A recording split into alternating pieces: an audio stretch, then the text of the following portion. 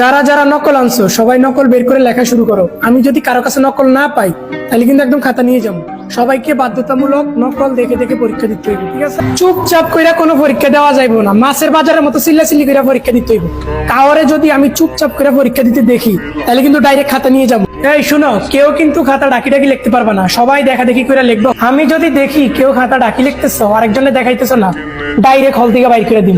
এই ছেলে, দেখি দেখি তোমার নকল দেখাও। নকল আনো নাই?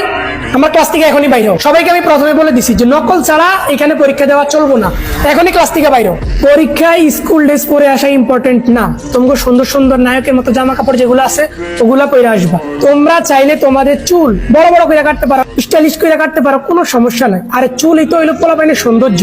চুল যারা ছোট ছোট রাখে ওগুলো তো হাবলার মতো দেখা যায়। চুল বড় বড় রাখবা, স্টাইল দেখে পরীক্ষা দিতে আসবা। তোমাদের পরীক্ষা মোট 3 ঘন্টা, কিন্তু তোমরা কেউ 3 ঘন্টা পরীক্ষা দিতে পারবা না।